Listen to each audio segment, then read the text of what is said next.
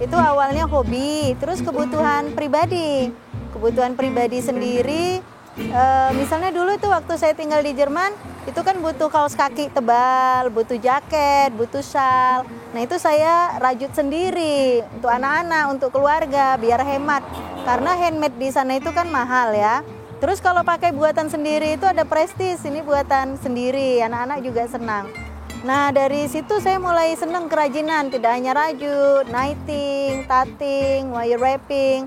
Nah mulainya dari situ.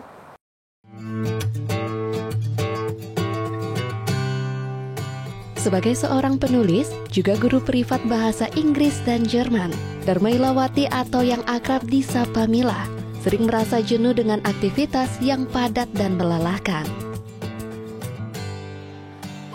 Membuat kerajinan tangan, salah satu cara Mila menghilangkan rasa penat dari aktivitas yang padat. Awalnya, perempuan 45 tahun ini gemar membuat hadiah-hadiah buatan tangan untuk orang-orang terdekat.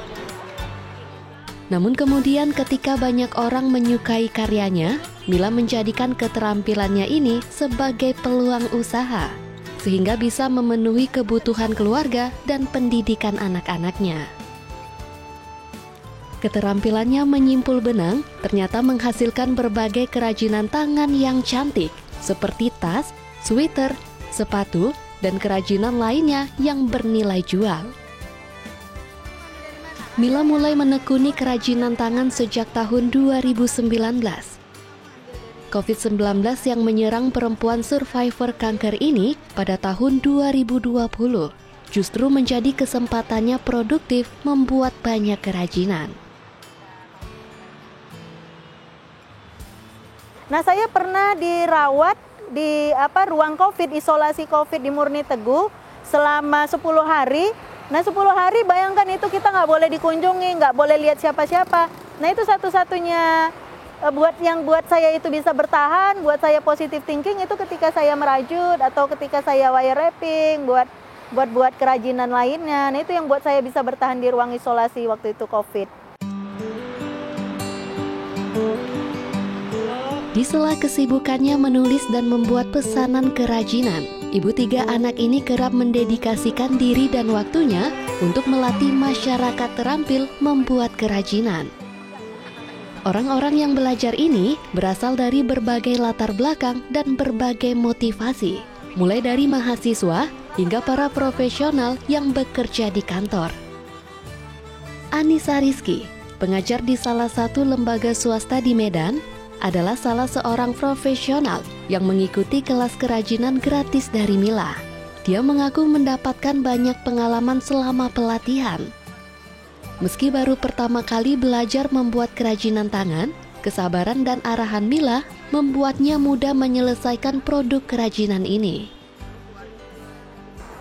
Setelah mengikuti kegiatan ini, saya merasa mendapatkan banyak ilmu baru, sekaligus teman-teman baru, dan produk yang saya hasilkan merupakan hasil karya sendiri. Jadi saya merasa ada satu pencapaian yang bisa saya hasilkan gitu dari apa yang saya pelajari gitu.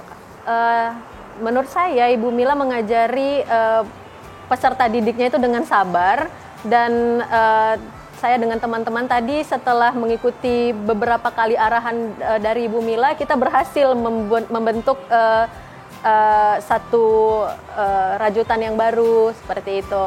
Dan saya pikir Ibu Mila mengajari dengan sangat luas murid-muridnya, dan saya dengan teman-teman saya hari ini sangat senang bisa belajar dari Ibu Mila. Di setiap kegiatan pameran, Mila sering terlihat mengisi gerai. Beragam produk kerajinan mulai dari rajutan hingga aksesoris dari batu dan manik-manik terpajang cantik. Kerajinan tangan buatannya dibanderol mulai dari Rp5.000 hingga Rp500.000, tergantung jenis bahan yang digunakan. Tidak jarang, ia menerima pesanan lembaga dan komunitas. Kreativitas Mila di dunia kerajinan tangan tidak hanya soal hasil karya buatan tangan. Aktivitasnya juga telah mendorong kemandirian ekonomi keluarga yang menjadi terampil membuat usaha dari pelatihan yang ia berikan. Semoga kreativitas ini terus berkembang dan menginspirasi banyak orang.